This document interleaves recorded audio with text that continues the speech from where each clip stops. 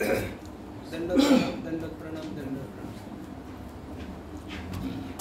9 दिवसाच्या या उत्सवामध्ये सर्वज्ञ सेवा वासनिक मंडळ महाराष्ट्र राज्य नाशिक यांच्या वतीने आयोजित ही सर्वज्ञ सेवा व्याख्यानमाला आणि या व्याख्यानमालेसाठी सर्व महाराष्ट्रातून येथे जमलेले सर्व वासनिक बंधू भगिनींनो, आपण ही व्याख्यानमालाचं नाव ठेवलेलं आहे सर्वज्ञ सेवा वासनिक सर्वज्ञ सेवा व्याख्यानमाला.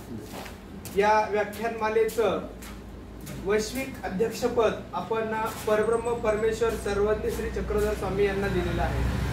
तसेच या व्याख्यानमालेचं या 9 दिवसासाठी आपण येथे जमलेलो आहोत. तर या व्याख्यानमालेचे आपले 9 दिवसासाठी अध्यक्ष आपल्या सर्वज्ञ सेवा वासनिक मंडळ महाराष्ट्र राज्य यांचे संस्थापक अध्यक्ष माननीय ईश्वर वक्त श्री भाईदेव मुनी महानुभाव हे या कार्यक्रमाचे अध्यक्ष आहेत. त्यांच्यासाठी आपण सर्वप्रथमतः जोरदार टाळ्या वाजवूया. यांच्या प्रेरणेतून गेल्या कित्येक वर्षापासून सुरू असलेली ही सर्वज्ञ सेवा व्याख्यानमाला आणि याच प्रेरणेतून अनेक ठिकाणी सर्वज्ञ सेवाच्या विविध शाखांमध्ये अनेक चालू असलेल्या व्याख्यानमाला. तर अशा या व्याख्यानमालेचं आपलं नेहमीच पद्धतीने नियोजन असतं की आपल्यामधील जे वासनिक आहेत, जे भिक्षुक आहेत, त्यांनाच आपण इथे वेगवेगळ्या विषयावर बोलण्याची संधी देत असतो. मग त्याप्रमाणे नियोजन केल्याप्रमाणे आजच्या या व्याख्यानमालेचं पहिलं पुष्प गुंफण्यासाठी ईश्वर भक्त श्री आपल्या मधील वासनिक श्रीमान किरण भाऊ भडांगे हे आज पहिलं पुष्प या ठिकाणी गुंफणार आहेत. आणि त्यांनी जो विषय घेतलेला आहे त्या विषयाचा सखोल असा अभ्यास त्यांचा आहे आणि त्यांच्या या अभ्यासाचा फायदा नक्कीच आपल्या सर्वांना होणार आहे. त्यामुळे वेळ न घेता मी मान्य श्री किरण भाऊ भडांगे यांना विनंती करतो की त्यांनी येऊन आपले जे परमार्गाचे आणि परब्रह्म परमेश्वराचे जे विचार आहेत ते आम्हा सर्वांसमोर व्यक्त करायचे आहेत.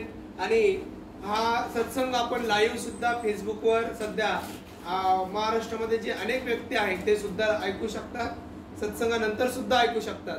तर मी किरण भाऊ भडांगे यांना विनंती करतो की कृपया आपण स्थानापन्न व्हावं आणि आपली सेवा सुरू करावी. दंडवत प्रणाम.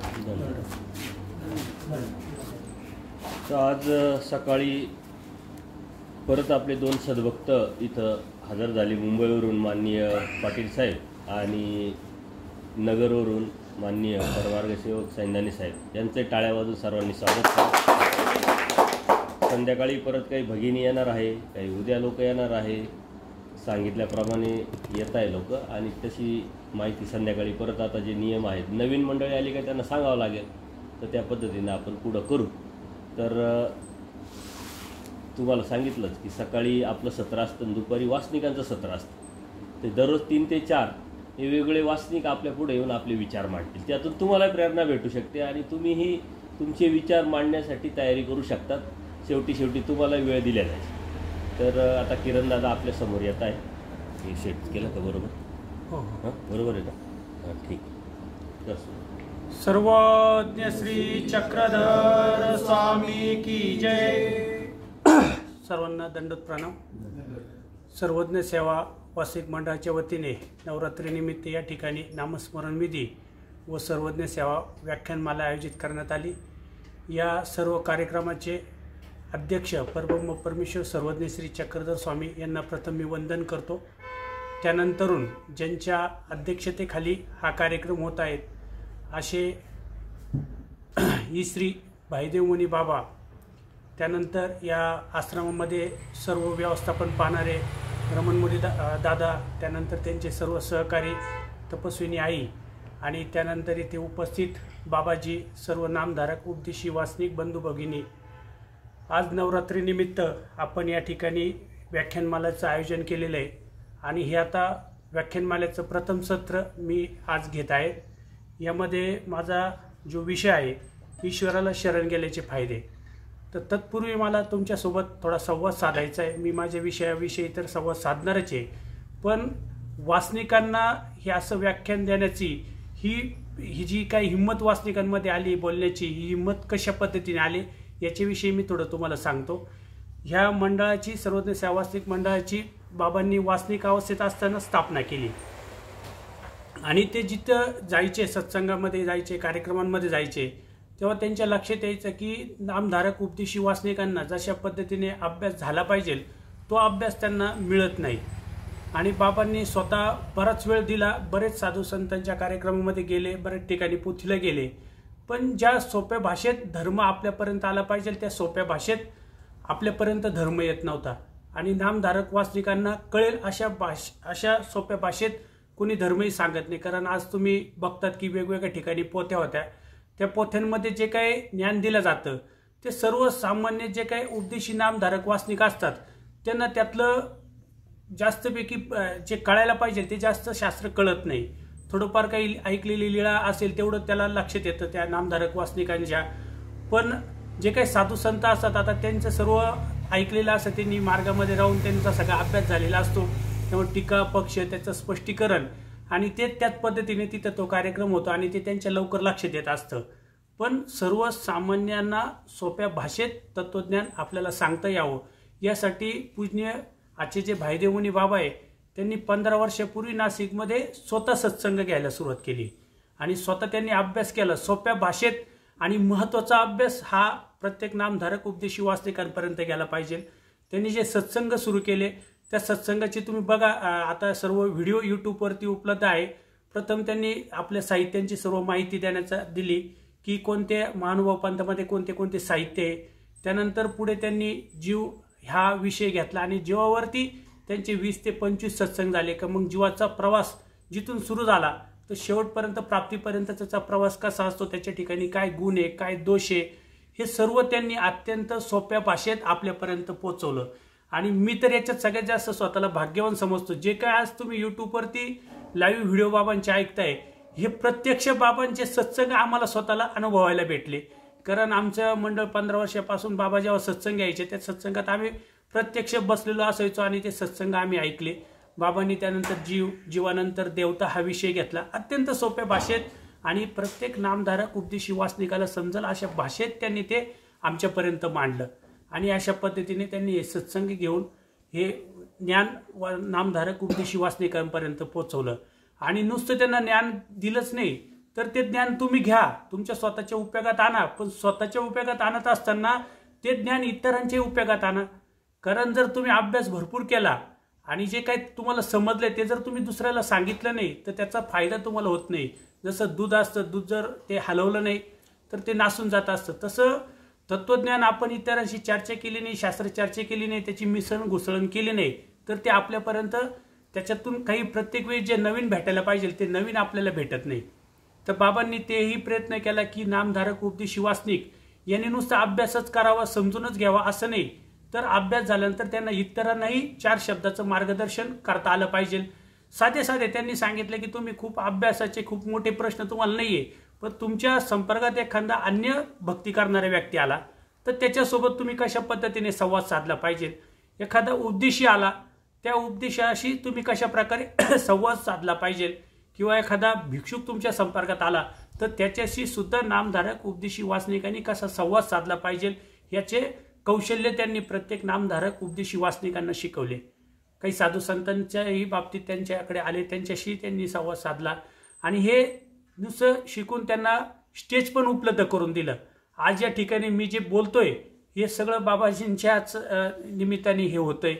कारण आजपर्यंत मी पाहिले कितीतरी कार्यक्रम महाराष्ट्रभर साधू संत आयोजित करत असतात, तिथं कुठेही वासनिकांना बोलण्याची संधी दिल्या जात नाही, तिथे भिक्षुकच बोलतात.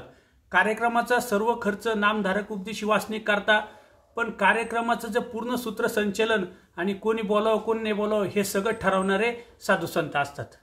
जर खर्च नामधारक उपदेशी वासनिक करतो तर कार्यक्रमामध्ये 4 शब्द बोलण्याची संधी त्या नामधारक उपदेशी वासनिकांना दिली पाहिजे. ही जी कमतरता होती ही कमतरता बाबाजींनी भरून काढली आणि आज पूर्ण महाराष्ट्रभर ही गोष्टीची जनजागृती झाली आहे ह्या सर्वज्ञ सेवा वास्तविक मंडळाच्या निमित्ताने जी काही व्याख्यानमाला वासनिक व्याख्यानमाला आयोजित होत असते, आता अशी प्रत्येक ठिकाणी नामधारक उपदेशी वासनिकांना बोलण्याची संधी बाबाजींच्या प्रेरणेमुळे दिल्या जाते. त्याबद्दल मी बाबाजींचा खूप आभार मानेल की बाबा आपण हे जे काम केलं हे आता सर्व महाराष्ट्रभर पोचलं आणि अनेक साधू संत आता नामधारक उपदेशी वासनिकांना तासभर अर्धा तासभर बोलण्याची संधी आपल्या स्टेजवरती उपलब्ध करून देत असतात.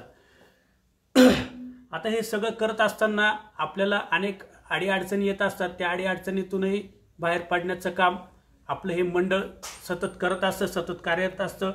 आज या ठिकाणी आपल्यासमोर मला जो विषय मांडायचा आहे तो विषय जो आहे तो ईश्वराला शरण गेल्याचे फायदे.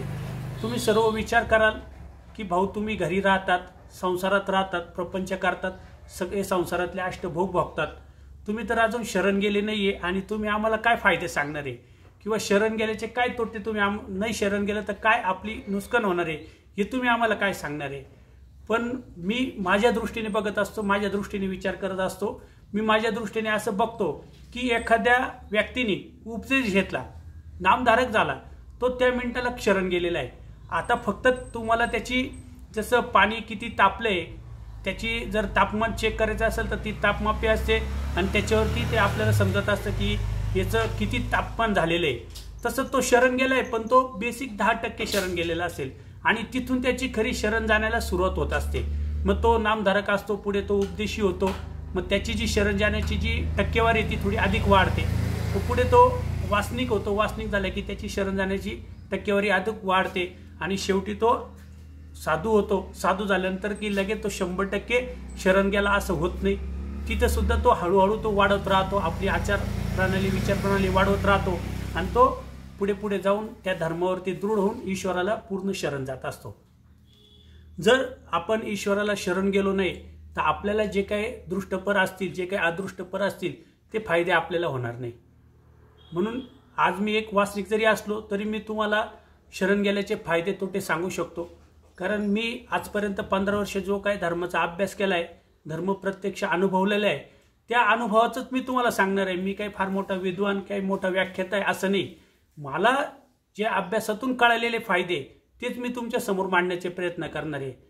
आपल्या पंथामध्ये जे प्रथम आचार्यश्री होते, आचार्यश्रींच्या बाबतीत आज आपल्याला सगळ्यांना सांगितलं जातं की आचार्यश्रींना परमेश्वर भेटण्याच्या अगोदर आचार्यश्रींची जी काही परिस्थिती होती तर ते सांगितलं जातं की बुवा ते सप्तव्यसनी होते, अनेक धांडाळाचे होते. त्यांच्यामुळं सगळे गावाचे लोक, सगळे समाजातील लोक त्यांना कंटाळलेले होते. त्यांच्या घरच्यांना, आईंना, त्यांच्या बहिणींना, नातेवाईकांना आचार्य जे काही पहिले कामं करायचे त्या कामाचा खूप त्रास व्हायचा.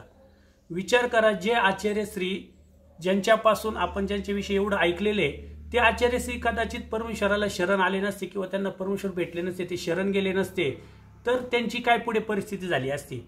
आणि लीळाचरित्रात आपण अनेक लीळा त्यांच्या विषयी वाचत असतो. त्या लीळांमधून आपल्याला लक्षात येतं की स्वामींना शरण गेल्यामुळे त्यांना काय काय फायदे झाले.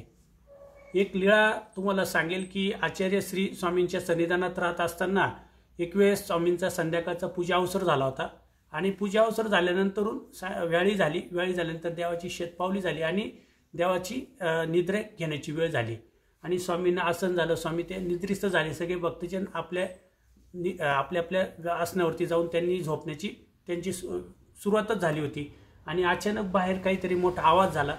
स्वामींनी आचार्यांना सांगितलं की बाहेर जाऊन बघा बा नेमका काय आवाज झाला. आणि आचार्य बाहेर गेले. बाहेर गेल्यानंतर आचार्यांनी पाहिलं की ते जे काही रेनायक होते त्यांच्याकडे एक घोडी होती. ती घोडी चोरण्यासाठी काही दरोडेखोर त्या ठिकाणी आले होते. आता तो प्रसंग पाहिल्यानंतर आचार्यांना राहवलं नाही, कारण आचार्य पूर्वी काय होते तुम्हाला माहिती आहे आणि ते दरोडेखोरांचं काय जसं संवाद कसा असतो किंवा त्यांना पळवण्याचे कसे काही ते कौशल्य असतं ते आचार्यश्रींना सर्व माहिती होतं आणि त्या कौशल्यामुळे त्यांनी ते एक आवाज काढला आणि एक आवाज दिला, बळी रे बळी म्हणून असा आवाज दिला. तो आवाज त्या लोकांच्या, त्या दरोडेखोरांच्या कानावरती गेला. पण त्यातला एक जो होता तो शब्दवेदी होता.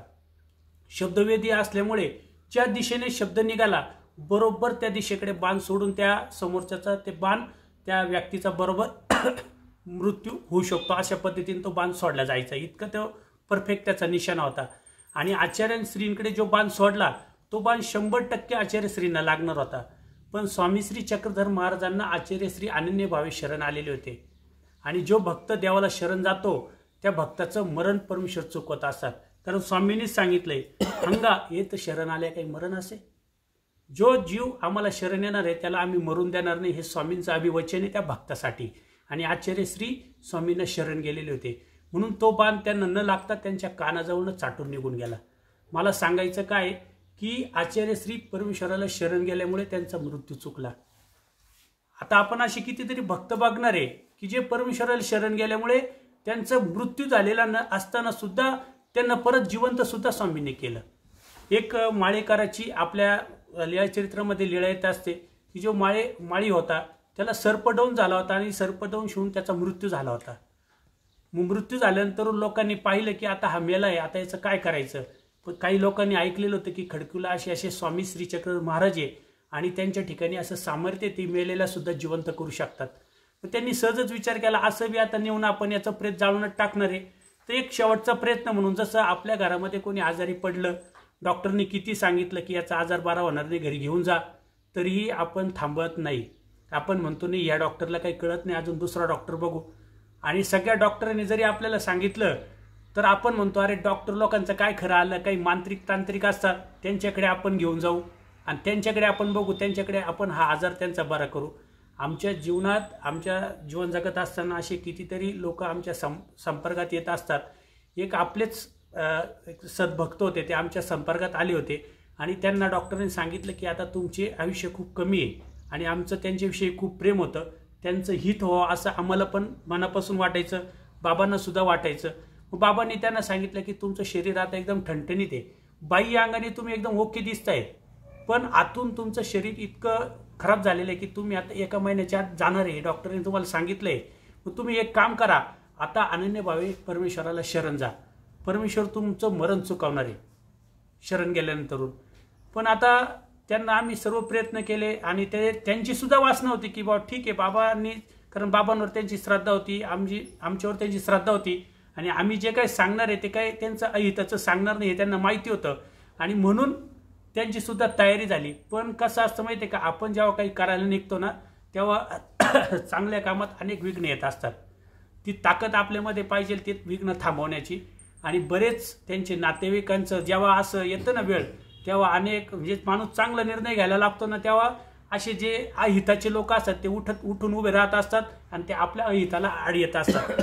आणि काही लोक त्यांच्या अहिताला आड आले आणि ते म्हटले असे कुठे असतं का, डॉक्टरने जरी यांना सांगितलं ना यांचा आजार बरा होणार नाही तर आम्ही आता अशा वैदिकाकडे घेऊन जाऊ, अशा मांत्रिकाकडे घेऊन जाऊन त्यांचा आजार बरा करण्याचा प्रयत्न करू. आणि शेवटी आम्ही सांगितलं की बाबा हे तुमची आहे, तुम्ही ठरवू टाकतात आणि तुम्ही जो निर्णय घेणार तो आम्हाला मान्य असेल. आणि त्यांनी मग पुढे काय करायचं ते केलं. पण ते जो जीव ईश्वराला शरण न जातात त्या जीवाचा देहांत झाला. हे आमच्यासाठी पण फार दुःखदायक गोष्ट आहे की आमच्यातला राहणारा एक जीव जो परमेश्वराला शरण जाणार होता त्याला शरण जाता आलं नाही. जर कदाचित त्यांनी ह्या महानुभाव पंथात राहत असताना अशा पद्धतीने जर बाबांच्या संपर्कात राहून सत्संगातून चांगल्या प्रकारे अभ्यास करून घेतला असता तर असे कितीही विघ्न संतोषी लोक त्यांच्या चांगल्या कार्यात अडथळा आणण्यासाठी उभे राहिले असते तर त्यांनी तो अडथळा दूर केला असता. त्यांना सांगितलं असतं की मी जे करतोय ना त्याला मी माझा स्वतःचा निर्णय, मला कोणी आता थांबवायचं नाही. पण अभ्यास नसल्यामुळे अनेक अडचणी येत असतात आणि आपलं अहित होत असतं. म्हणून ह्या सर्वज्ञ सेवा वास्तविक मंडळाचं 15 वर्षापासून नुसतं काम, इतर कामं तर आम्ही करतो पण आमच्या पंथाचा प्रथम, आपल्या मंडळाचा प्रथम हेतू आहे की प्रत्येक नामधारक उपदेशी वासनिक हा अभ्यासाने परिपूर्ण झाला पाहिजे. कारण आपल्या जीवनाचे जे काही हिताचे निर्णय ते आपल्याला कधी घेता येईल जेव्हा आपल्याला परिपूर्ण ज्ञान असेल. तर आपला जो विषय चालू होता की तो माळी मृत झाला होता, त्याला सर्प चावलेला होता आणि मग ते लोक त्यांना स्वामींच्या ठिकाणी घेऊन गेले. आता त्या माळ्याची काय जोड असेल काय नाही हे आपल्याला माहिती नाही. तिथे गेल्यानंतर औसा माता होत्या, औसा माताला त्यांनी सांगितलं की बुवा हा माळी मृत झालेला आहे, याची पत्नी आहे, याला भरपूर मुलं बाळ आहे आणि जर हा आता मेला तर याचे पत्नी तर उघड्यावर पडेल, याचे मुलं बाळा उघड्यावर पडेल, याच्या कुटुंबाची खूप वाताहात होईल. तर तुम्ही काय करा, स्वामींना विनंती करा की याला काही तुम्ही जिवंत करावं. मग औसा माता गेल्या आणि औसा मातांनी स्वामींना विनंती केली की बाबा बाहेर असा माळी आलेला आहे आणि तो मृत झालेला आहे तर तुम्ही त्याला जिवंत करा. औसा माताच्या विनंतीवरनं स्वामींनी बाहेर आले आणि त्या मृत माळ्याला जिवंत केलं. हा माळी जर कदाचित विचार करा हे लोक त्यांना स्वामींकडे परमेश्वराकडे घेऊन गेले नसते, माझ्या दृष्टीने मी बघतो की ते परमेश्वराला शरणच गेले होते. शरण गेल्यामुळे परमेश्वराने त्या मृत माळ्याला जिवंत केलं. व्यवहारातली गोष्ट आहे, जो सांसारिक व्यक्ती आहे त्याला सुद्धा एवढा लाभ होऊ शकतो. मृत झालेला माळी सुद्धा जिवंत होऊ शकतो. आपल्याला हे दृष्टपर नाही बघायचे फायदे. मी तुम्हाला जेव्हा आपला हा शेवटाकडे जाणार आहे हा, तर अनुसरण्याचे आपल्याला फायदे बघायचे, कारण आपल्याला मोठी पाहिजे. कारण तो जरी आता स्वामींनी त्याला काही काळापुरतं जरी जिवंत केला असेल, पण पुन्हा त्याला मरण येणार आहे. मग तो कोणतं मरण आहे आणि परमेश्वराला शरण गेल्यानंतर परमेश्वर नेमकं कोणतं मरण चुकावणार आहे हे मी तुम्हाला सांगणार आहे. पण आपल्याला काही दृष्टपरही फायदे माहिती असले पाहिजे. आज आपण ज्या स्थितीमध्ये नामधारक उपदेशी वास्तविक स्थितीमध्ये आहे, मग दृष्टपर आपल्याला काय काय फायदे होऊ शकतात हे शास्त्रातून लीळेतून आपल्याला समजले पाहिजे. म्हणून मी हे तुम्हाला 4-2 लीळेतून ते फायदे तुम्हाला सांगणार आहे. वामन पेंदी हा एक स्वामींचा भक्त होता, ब्राह्मण होता, आणि त्याच्याकडे स्वामी नेहमी भिक्षेला जायचे आणि तो अत्यंत आदराने स्वामींना भिक्षा वाढायचा. स्वामींचे पाय धुवायचे, श्रीचरण प्रक्षालन करायचे, स्वामींना आसन रचायचे आणि मग त्यांच्या पत्नीला सांगायचे की तुम्ही यांना भिक्षा वाढा. त्या पत्नीला एकदा सर्पदंश झाला आणि ती मृत्यू झाली. जेव्हा ती मृत्यू झाली तर त्याला दुःख हे नाही झालं की माझी पत्नी गेली, त्याचं दुःख नाही झालं, किंवा माझे मुलं बाळ आता उघड्यावरती पडले, त्यांचं खाण्यापिण्याचं आता काय, त्यांचं पालन पोषणाचं काय. माणूस संसारामध्ये ह्या गोष्टीचं दुःख करत असतो का बाबा मला पत्नी नसेल तर माझे मुलं बाळ उघड्यावर पडतील, माझं घर व्यवस्थित चालणार नाही, याचं माणूस दुःख करत असतो. पण त्या पूजनीय वामन पेंदींना दुःख कसलं झालं होतं की आता स्वामी थोड्या वेळाने येतील आणि त्यांना भिक्षा वाढायची. आता तर पत्नी मृत झाली, कारण लेडीजच घरातलं सगळं स्वयंपाक पाणी करत असते, तर आता नेमकं स्वामींना आता भिक्षा मी कशी काय देऊ, याच्यामुळे तो दुःख करत होता. जमलेली गर्दी बघत होती. गर्दीतले बी लोक जे अज्ञान होते, ज्यांना काही माहिती नाही अध्यात्माविषयी किंवा नेमकं हे स्वामी कोण आहे काय त्यांना माहिती नसल्यामुळे ते सुद्धा आश्चर्य व्यक्त करत होते की हा वामन पेंदी वेडा तर नाही झाला, अरे याची बायको मेली त्याचं याने दुःख करावं, याचे मुलं बाळा उघड्यावरती पडले, याचा संसार आता सगळं वाताहत झाली, त्याच्यासाठी याने रडावं. तर कोणीतरी स्वामी येणार आहे म्हणे भिक्षेला आणि त्यांना भिक्षा आता वाढायला कोण नाही, त्याच्यासाठी दुःख करायला म्हणे हा. पण जेव्हा ते मृत शरीर चितेवरती नेलं गेलं आणि शेवटचा अग्निडाग देण्याच्या अगोदर एक घागर भरून पाणी आणून ते काही करण्याचा विधी असतो, म्हणून त्या वामन पेंद्यांना रस्त्याने घेऊन चालले होते ते घागर भरून आणण्यासाठी. आणि एका झाडाखाली त्यांनी स्वामींना बसलेलं बघितलं. तेव्हा ते तिथे गेले आणि स्वामींना त्यांनी श्रीचरणावर लागून रडू लागले, दुःख करू लागले की देवा तुम्हाला जी भिक्षा वाढायची ती माझी पत्नी सरली. स्वामींनी त्यांना आधार दिला, कारण हा वामन पेंदी हे जे परमपूज्य वामन पेंदी होते हे परमेश्वराला शरण गेलेले होते. ते स्वामी त्यांना तिथं घेऊन गेले आणि त्या मृत शरीरापाशी गेले. आता त्याला वाटलं की मृत झालेलं शरीर आहे, कारण त्याने कधी हा चमत्कार पाहिला नाही का मृत झालेला माणूस जिवंत होऊ शकतो. हे आपल्यासाठी अवघड आहे, सायन्ससाठी सुद्धा अवघड आहे, कारण आजही सायन्समध्ये कुठेही असं शोध लागला नाही की मृत माणूस जिवंत करू शकतो.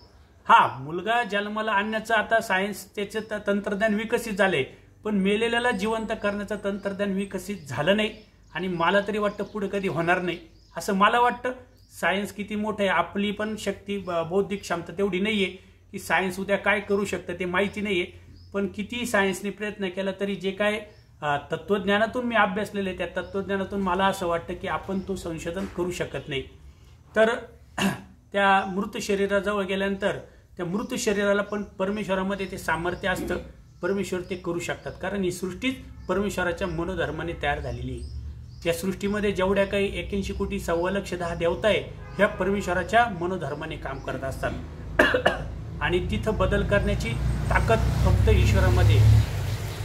मग त्यामुळे त्यांच्यासाठी ते अशक्य नव्हतं आणि त्या मृत महिलेला स्वामींनी जिवंत केलं आणि नंतर ती गेली आणि तिने स्वामींना भिक्षा वाढली. जे सांसारिक माणसांनी याचा विचार करावा की आज आपण नामधारक झालो, उपदेशी झालो तर आपला किती फायदा होऊ शकतो. मग असं काही नाही की व स्वामींनी लीला केल्या त्यावेळेच्या त्या भक्तांना तेवढे फायदे झाले मग आपल्याला काही फायदा होणार नाही असं तुम्ही विचार करू नका. कारण आजही तुम्ही नुसतं उपदेश घेतलेला असेल, नामधारक उपदेशी वास्तविक जरी असेल तरी आपल्याला सांगितलं तर वेदवंत असेल, बोधवंत असेल, ज्ञान असेल तर तुमचा घातपातापासून तुमचं रक्षण आजही परमेश्वर करतात. त्यानंतर नुसतं घातपातापासून नाही तर अग्नीतून तुम्ही मरणार असेल, आग कुठं लागणार असेल तिथं तुम्ही मरणार असेल तर त्याच्यापासून, किंवा पाण्यातून तुम्ही बुडून तुमचा मृत्यू होणार असेल किंवा अपघातातून तुमचा मृत्यू होणार असेल, असे अनेक प्रकारे आज आपण समाजामध्ये राहत असतो आणि पेपर वाचत असतो, टीव्ही बघत असतो, मोबाईलमध्ये आपण बघत असतो की आज मरण्याचे प्रकार वेगवेगळे झालेले आहे. म्हणजे कल्पना करू शकत नाही अशा पद्धतीने माणसाला मृत्यू येतो. एखादा व्यक्ती रस्त्याने जात असतो आणि अचानक एखादी 120च्या स्पीडमध्ये गाडी येते आणि त्याला ठोकून देते आणि त्याचा मृत्यू होतो. म्हणजे तो विचार नाही काय अचानक एवढी स्पीडमध्ये गाडी येईल आणि काही क्षणात माझा आता मृत्यू विचार नाही करू शकत आपण. किंवा चांगलं चालू असतं, सगळं आपल्या समोर एकदम चांगलं दिसतं, अचानक आपल्याला सकाळी जेव्हा पेपर उघडतो तेव्हा आपण बातमी वाचतो की एकाच घरातल्या 4 लोकांनी आत्महत्या केली. जे आपल्याला वाटत नाही की असं होईल आणि अशा पद्धतीने माणूस मरू शकतो. अशा वेगवेगळ्या प्रकाराने जे काही मृत्यू आपले होणार असेल, पण आपण नुसतं नामधारक असेल, उपदेशी असेल, वासनिक असेल, पण पुढे भविष्यात ईश्वराला आपल्याला अनुसरायची नुसती वासना जरी असेल तर त्या वासनेने सुद्धा परमेश्वर हे सगळ्या घातपातापासून तुमचं रक्षण करू शकतात. पण हे कधी होऊ शकतं? तुम्हाला अनुसरण्याची इच्छा पाहिजे, अनुसरण्याची तळमळ पाहिजे. म्हणजे मनामध्ये ती कुठंतरी छोटी तरी वासना पाहिजे, ते रोपटं तुम्ही तुमच्या अंतःकरणात लावलं पाहिजे, तेव्हा तुम्हाला त्याचा फायदा होऊ शकतो. आणि हा दृष्टपर फायदा आहे याचा विचार आपण प्रत्येक नामधारक उपदेशी वासनिकांनी करायला पाहिजे. आज आपण समाजात जीवन जगत असताना आपल्याला छोट्या अडचणीत कोणी मदत केली तरी आपण आयुष्यभर त्याचे उपकार विसरत नाही. परमेश्वराचे किती मोठे उपकार आहे. परमेश्वर शब्द देतात, जर भविष्यात तुम्ही आम्हाला शरण येणार असेल तर आम्ही या सगळ्या गोष्टीपासून, मागे आत्ता मी जे सांगितल्या घातपाताच्या, ह्या सगळ्या गोष्टीपासून आम्ही तुमचं रक्षण करू शकतो. विचार करा आपल्याला किती मोठा फायदा आहे. म्हणून आपण कोणाला शरण जावं, कोणाला नाही जावं, असे समाजामध्ये कितीतरी लोक असतात. अज्ञानामुळे ते एखाद्या राजकारणी नेत्याच्या साठी आयुष्य पूर्ण दान देतात, पूर्ण आयुष्यभर त्या नेत्यासाठी जोडतात. किंवा काही शिक्षक असतात ते विद्यार्थ्यांना घडवण्यासाठी आयुष्य घालतात. किंवा जे डॉक्टर असतात ते वैद्यकीय सेवेसाठी पूर्ण आयुष्य घालतात. ते करणं चांगलं नाही असं नाही, ते करणं चांगलं आहे, कारण ते अज्ञान आहे. अज्ञानामुळे त्यांना ते सगळ्यात मोठं वाटतं.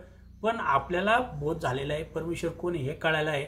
आपलं हा जन्ममृत्यूचा प्रवास कुठून सुरू झाला आहे, कसा सुरू झाला आहे, परत जन्म आपला कसा होतो, मृत्यूनंतर आपण कसं कोणत्या दुःखात जातो हे आपल्याला सगळं माहिती झालेलं आहे.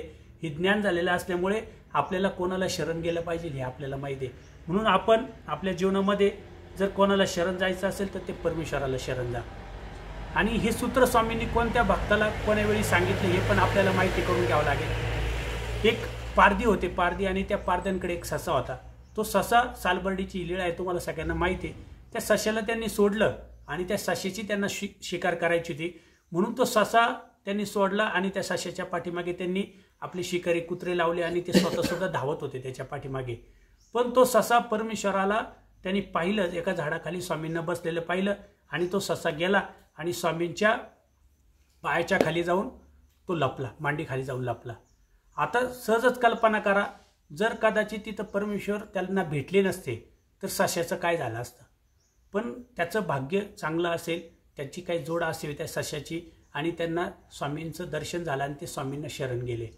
त्यावेळेस ते आले, त्यांनी देवाला सुद्धा विनंती केली का बा तुम्ही याला सोडा. त्यावेळेस देवाने सांगितलं, हंगा येत शरण आले काही मरण असे. म्हणजे आता हा आम्हाला शरण आलेला आहे, आता आम्ही याला मरून देणार नाही. म्हणून आपल्या जीवनात ह्या लीळेतून आपल्याला नेमका काय आदर्श घ्यायचा आहे, आपल्या जीवनात आपण काय वासना कराव्या, भविष्यातल्या आपल्या काय वासना असल्या पाहिजे, हे आपल्याला या सशाच्या लीळेतून आपल्याला लक्षात येईल. आता या ठिकाणी जेव्हा स्वामींना हे सूत्र सांगितलंय, या सूत्रातून आता खाली देवाने सांगितलं की मरण नाहीये. पण आता आपण बघतो की आपले जे पूर्वज आहे, म्हणजे जे आपले आजी आजोबा असतील किंवा आपले पणजोबा असतील, ते तर आपल्यासमोर मरत आलेले, सगळे मरताना दिसत आहे. आजही जो नामधारक असेल तोही कधीतरी मरणार आहे, जो साधू असेल तोही कधीतरी मरत असतो. मग नेमकं देवाला कोणतं मरण नाही येणार हे सांगायचं आहे, हे आपल्याला आता शास्त्रात जाऊन समजून घ्यावं लागणार आहे. जोपर्यंत आपण शास्त्रातून ते कोणतं मरण आहे हे समजून घेणार नाही तोपर्यंत आपल्याला फायदा होणार नाही. कारण स्वामी सांगतात की मरण नाही. तर सगळ्यात पहिल्यांदा आपण जेव्हा जीवन जगत असतो आणि जीवन जगत असताना आपल्या हातून जे काही हिंसा घडत असते, कारण प्रपंच करत असताना आपल्याला रोज सकाळ दुपार संध्याकाळ खाणं पिणं करावं लागतं. आंघोळीसाठी गरम पाणी आपण करत असतो. कुटुंब चालवण्यासाठी अनेक प्रकारचे आपल्याला उद्यम करावे लागतात. त्या उद्यम करत असताना कळत नकळत आपल्या हातून कितीतरी हिंसा होत असते. हा दोष होतो आणि ही हिंसा झाल्यानंतरून पुढे याचं आपल्याला जे काय आहे, आपण जे काही कर्म केले त्याचे भोग आपल्याला भोगावंच लागणार आहे. नुसतं हिंसेचा कोणता भोग येतो, कोणतं दुःख येतं, हे स्वामी श्री चक्रधर महाराजांनी आपल्या तत्त्वज्ञानामध्ये सांगितलेले आहे. त्यानंतरून आपण कळत न कळत विकल्प करत असतो, अनेक प्रकारचे विकल्प करतो आणि हा तर आपला सगळ्यात मोठा दोष आहे. अनंत सृष्टी आपल्या खाली खाली आपण येण्याचं हे कारणच हा विकल्प दोष आहे. या विकल्प दोषामुळे, या विकल्प दोषामध्ये एक विचिकित्सक विकल्प आहे, तो आपण करत असतो. त्याच्यातून आपल्याला कोणते कोणते पुढे मेल्यानंतर आपल्याला दुःख आणि नरक यातना आपल्याला भोगावं लागणार आहे हे आपल्याला कळत नाही. आपण जोपर्यंत उपदेशी नामधारक वासनिक आपण होत नाही तोपर्यंत मेल्यानंतर खरंच आपल्याला हे नरक भोगावं लागतील, हे दुःख भोगावं लागतील, हे आपल्याला माहिती नाही आहे. पण जेव्हा तुम्ही नामधारक उपदेशी वासनिक व्हाल, स्वामी श्री चक्रधर महाराजांचं तत्त्वज्ञान तुम्ही अभ्यासाल, तेव्हा तुम्हाला कळेल की मेल्यानंतर माणसाला कोणते कोणते दुःख भोगावं लागतात.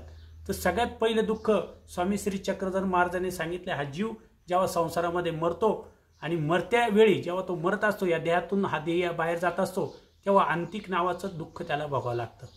आता हे अंतिकाचं नरक याची जर मी थोडंसं तुम्हाला स्पष्टीकरण करून सांगितलं तर इथंच आता बसल्यानंतर तुमच्या अंगावरती शहारे येईल. कारण हे अंतिक असं आहे, आपण आयुष्यभर जी काही प्रॉपर्टी जमा करतो, जे काही मुलं बाळं, आपले नातू, आपले मित्र वगैरे यांच्या ठिकाणी आपले जे काही लागले पण असतं, अटॅचमेंट असते किंवा आपल्या संपत्तीविषयी अटॅचमेंट असते, ह्या सगळ्या अटॅचमेंटमुळे काय होतं, आपण जेव्हा मरत असतो ना, जसं एक तार कंपाऊंड असतं आणि त्या तार कंपाऊंडच्या बाजूला एखादा कारल्याचा वेल म्हणा किंवा भोपळ्याचा वेल म्हणा, तो वाढतो आणि तो त्याच्यामध्ये त्या तारींमध्ये इतका पॅक असा गुंडाळला जातो. त्या गुंडाळल्या गेल्यानंतरून आपल्याला जेव्हा तो वेल बाहेर काढायचा असतो त्यावेळेस आपल्याला किती अथक परिश्रम घ्यावा लागतात ते तोडण्यासाठी, तिथून बाहेर काढण्यासाठी. एक व्यावहारिक तुम्हाला मी उदाहरण दिलं, ते तुमच्या समोर येईल की कसं ओढतो आपण, कसा ताण पडतो.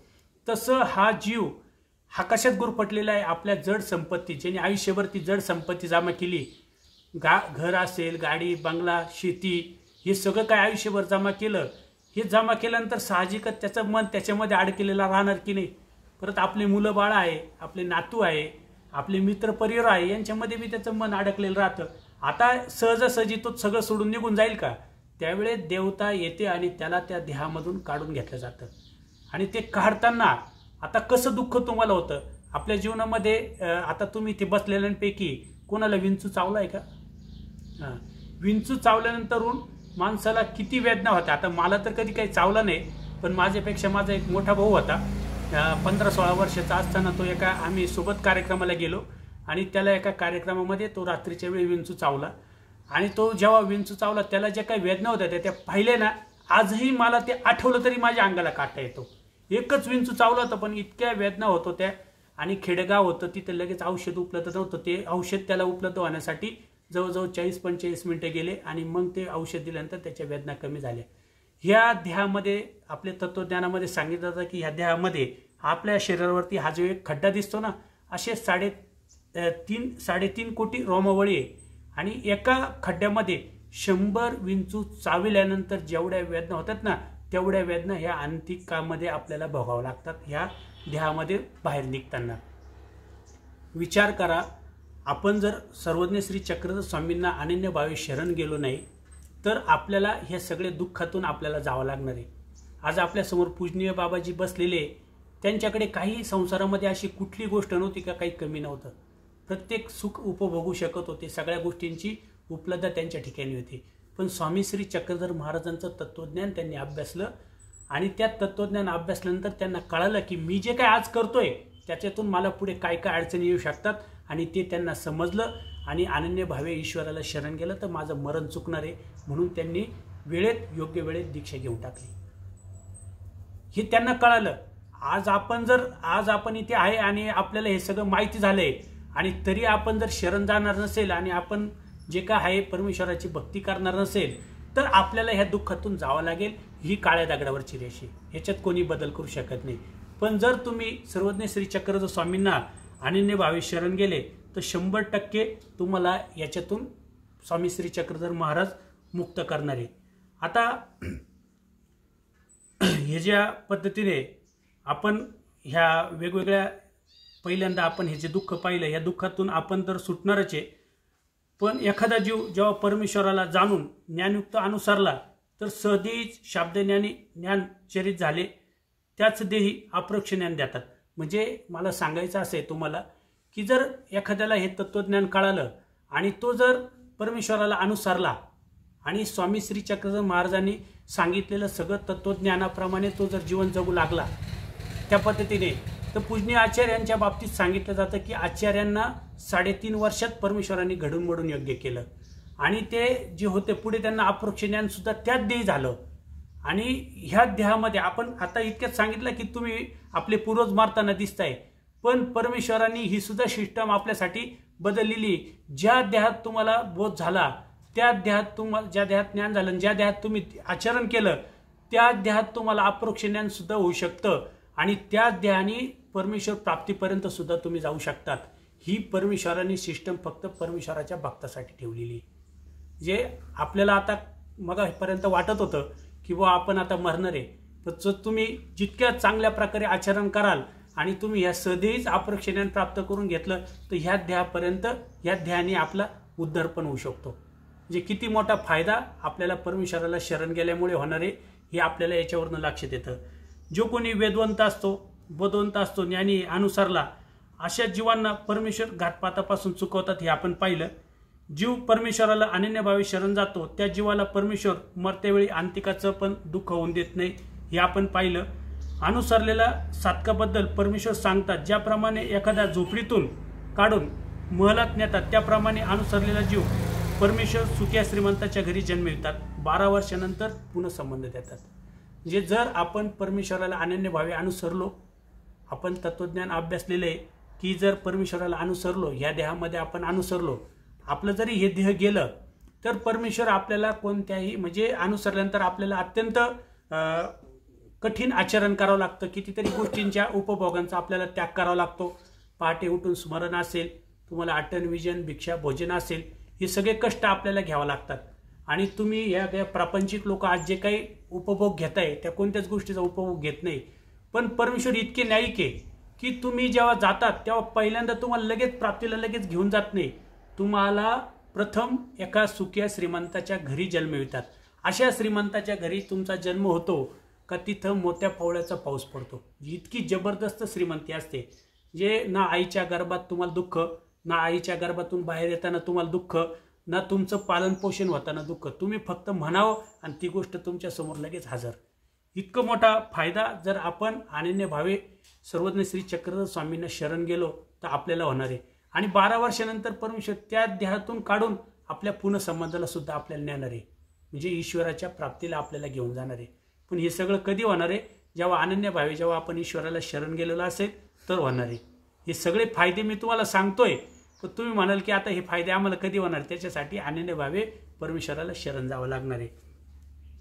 अनुसरण सिद्धीच गेले तरी देहविद्या होतात. म्हणजे आता एखाद्याचं अनुसरण आहे, तो अनुसरला, पण अनुसरल्यामध्ये त्याच्याकडून एखादी चूक झाली, एखादा जे काही आपल्याला देवाने 3 दोष सांगितले, विकार दोष, विकल्प दोष आणि हिंसा दोष, यातला एखादा विकार दोष त्याच्याकडून अंगवला गेला आणि तो दोष घडल्यानंतर त्यांनी परत दुप्पट आचरण केलं, त्याचं प्रायचित घेतलं आणि परत दुप्पट आचरण केलं आणि पुन्हा तो साधनेवरती आला, तर त्याला आता लगेच ईश्वर प्राप्ती नाही, त्या देहात त्याला ईश्वर प्राप्ती नाही.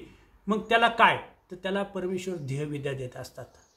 आता ह्या देहविद्येमध्ये जे सांगितलं जातं की त्याचं जे देह असतं ते पूर्ण प्रपंचाचं आहे, ते पूर्ण नाश पावतं आणि ते पूर्ण सोन्याचं देह होतं आणि सृष्टीच्या अंतापर्यंत तो एकदम आनंदात राहतो, त्याला कुठलं दुःख नाही. तो जिथं जिथं परमेश्वरा उपलब्ध असतात तिथं तो जातो, परमेश्वराचे अवसर पाहतो. मस्त आज या सश्याला जो आपण ऐकलेली आता लिळा सश्याची, या सश्याला देहविद्या झालेली, तो आजही ससा त्या देहामध्ये आहे आणि तो आजही जिथे जिथे परमेश्वराचा अवसर असतो तिथं तो उपलब्ध असतो. हा लाभ जरी तुम्ही नाही लगेच प्राप्तीला गेले, तुमच्या हातून एखादी चूकही घडली तरी परमेश्वर तुम्हाला देहविद्या देत असतात. आता देहविद्यातूनही तुम्ही समजा नाही तुम्ही ती देहविद्या मिळू शकली, तुमच्या हातून परत एखादा दोष घडला गेला, तुम्ही शरण गेलेले पण ठीक आहे, आचरण करताना तुमच्या हातून एखादा दोष परत घडला गेला, मग तुम्हाला काय? मग आपण लगेच त्याला आपण आता समाजात म्हटलं होतं की अरे आणि दोष अंगवला तर हा प्रमादी झाला. ठीक आहे, तो प्रमादी झाला असं आपण समजू. आणि प्रमादी जरी झाला आणि प्रमादी होऊन त्याने जर आपला धर्म सोडला नाही, धार्मिकता सोडली नाही, तो परत परत आचरण करण्याचा प्रयत्न करत राहिला आणि जर तो तशा अवस्थेत गेला तर परमेश्वर त्याला वेगवेगळे देवता फळं देत असतात.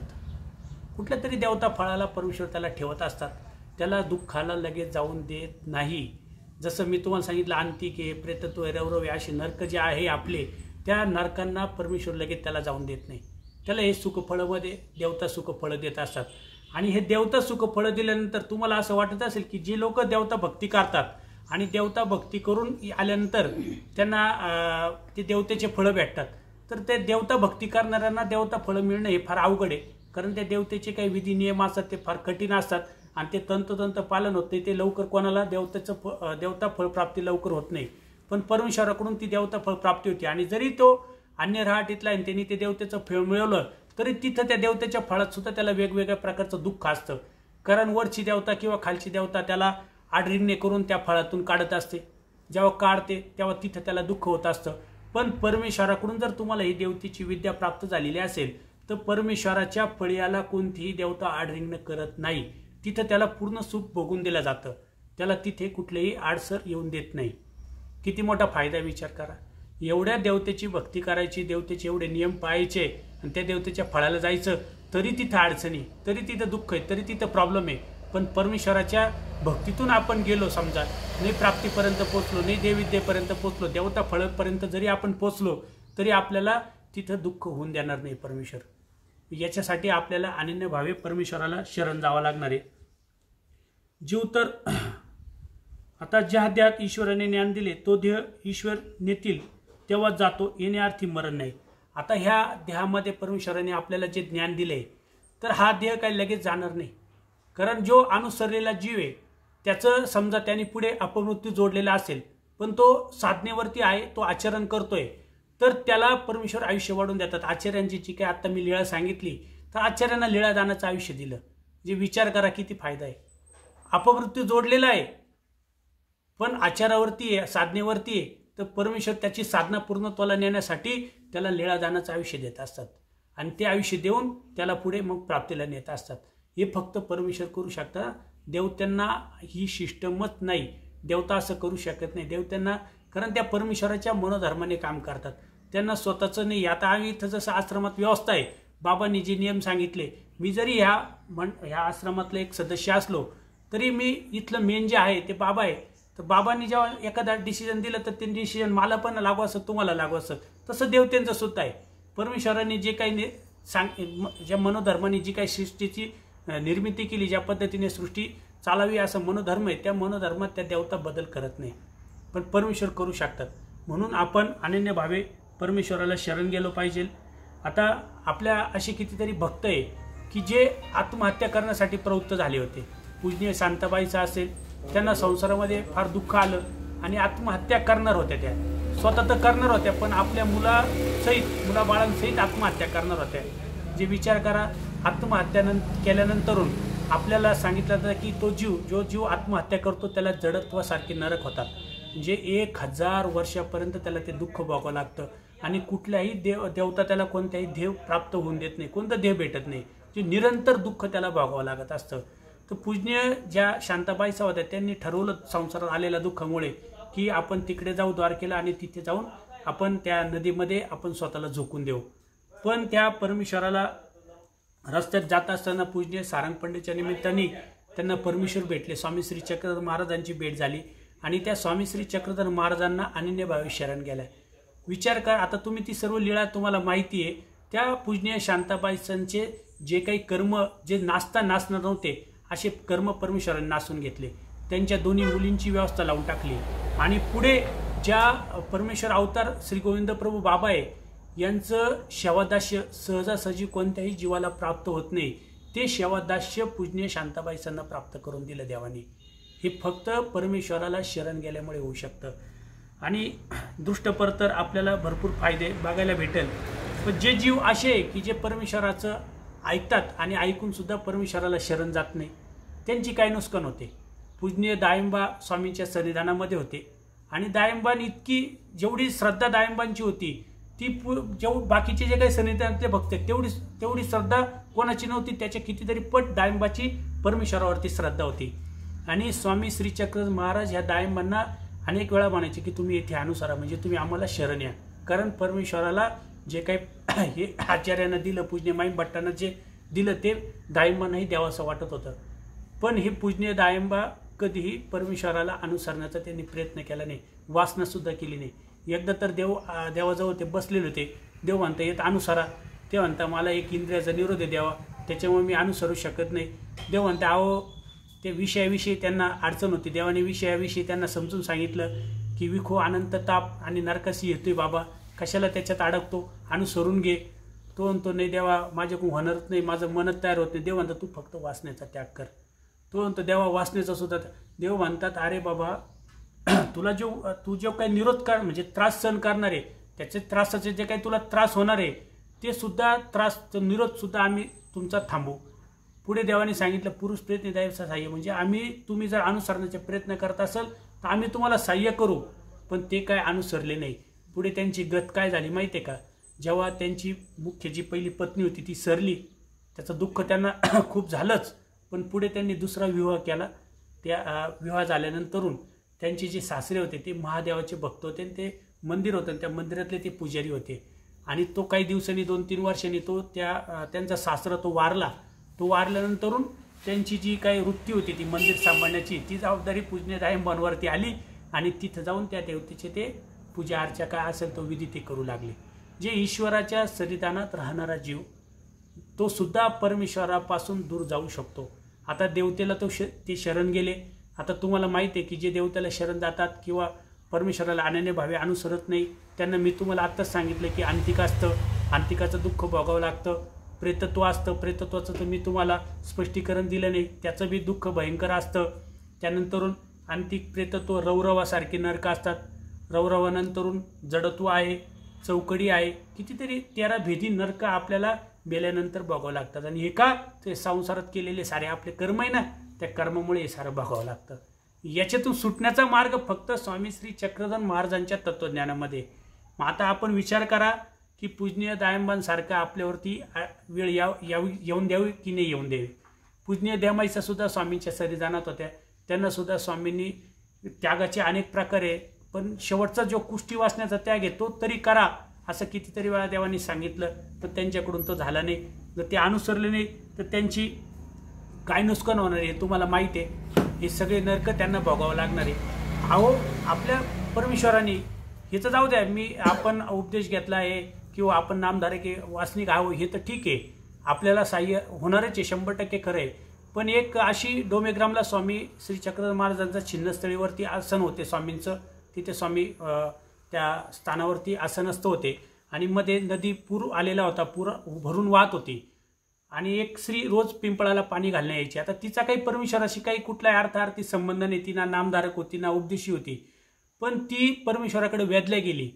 ती पुरात घुसली, त्या पुरामध्ये पाण्यामध्ये चालू लागली. सगळ्यांना वाटलं की आता ही स्त्री पाण्यामध्ये बुडेल आणि मरेल. तर देव म्हणतात नुसतं आमच्याकडे येण्याच्या वासनेने जरी कोणी निघालं त्याच्यावरती जे काही अडचणी येणार संकट येणार आहे तर आमच्या ठिकाणी अनंत शक्ती त्या शक्तीपैकी कोणती एक शक्ती त्याला सहज मदत करेल. नुसतं परमेश्वराच्या दिशेने आपण निघालो तरी आपल्याला मोठ्यातले मोठे संकट अडचणी येणार असेल, आपले जीव जाईल असे संकट येणार असेल तरी ते संकट परमेश्वर टाळू शकतात. हे फक्त स्वामी श्री चक्रधर महाराजांना शरण गेल्यामुळे होऊ शकतं. आता आपण शरण गेल्याचे सगळे फायदे पाहिले, पण जर आपण परमेश्वराला शरणच गेलो नाही तर आपली नेमकी काय नुकसान होणार हे पण आपल्याला समजून घ्यावं लागेल ना. तर स्वामी एका सूत्रातून सांगतात, पोरा जीवा येथूनही म्हणितले ते न होवे मग मरण शरण जाय. जर आम्ही सांगितलेलं जर आचरण तुमच्याकडून होत नाही किंवा तुम्ही करणार नाही तर तुम्हाला मग मरणाला शरण जावं लागणार आहे. मरण म्हणजे मी आता तुम्हाला स्पष्टीकरण केलं आहे की नरकाला जाणं म्हणजे मरण आहे. तर हे मरण आपल्याला शरण न गेल्यामुळे आपल्याला काय काय अडचणी येऊ शकतात. सोवासनेने मरण पत्करतो. कारण आज आपण प्रपंचामध्ये राहतो, काही अडीअडचणी आल्या तर आपण काय करतो, आत्मघातासारखे उपाय आपण करतो की नाही. आत्मघात करतो, मग सोवासनेने मरण पत्करल्यासारखं आहे ना. आणि मग त्या आत्मघातासारख्या मरणाने जेव्हा आपण मरू तेव्हा तुम्हाला सांगितलं की आत्मघाताला कोणतं नरक दुःख भोगावं लागतं. मग किती मोठी नुकसान त्याची होणारे विचार करा. त्यानंतर देवाने सांगितलेली चर्या अधिक काळ करावी लागेल. ही जी परमेश्वराने अनुसरल्यानंतर जी काही चर्या आहे जी चर्या आहे ती आता बोध झाल्यापासून किंवा अनुसरल्यापासून तर मरेपर्यंत करावं लागते. आता कितीतरी जीव अनुसरल्यानंतर धर्म आचरत असतात, पण देवाने सांगितलेली चर्या खूप काळ आचरावं लागेल. मग तो काळ जास्त असल्यामुळे त्यांच्या ठिकाणी हळूहळू मळीनत्व येतं आणि ती चर्या करणं हळूहळू त्यांची कमी होत जातं आणि त्या चर्येवरनं एका दिवशी ते पूर्णपणे बाहेर पडतात. का काळ अधिक आहे, नाही त्यांना त्या गोष्टीवरती कंट्रोल करता आलं आणि मग ते त्याच्यातून जर बाहेर पडले, शरण गेले होते, त्या कार्याला लागले होते, पण काळ अधिक असल्यामुळे त्यांच्याकडून ती चर्या पूर्ण झाली नाही आणि मग ते पुढे धर्मावरनं कुठला तरी दोष आचरून ते धर्मावरनं पतित होत असतात. म्हणजे ते आपल्यासाठी ते मरणाला शरण गेलेले, त्यांना ते सर्व दुःख भोगावं लागणार आहे. योग्य वेळी योग्य क्रिया करताना काही जी उठबस असते ती करताना जे साधक असतात त्यांना कंटाळा येतो. कारण आता बाबांनी कालच सगळ्यांना सांगितलं, नियमावली सांगत असताना सांगितलं की बरोबर तुम्हाला 3 वाजता उठावं लागेल. आता रोज 3 वाजता उठायचं आहे म्हटल्यानंतर ही साधना एवढी सोपी नाही आहे की नाही.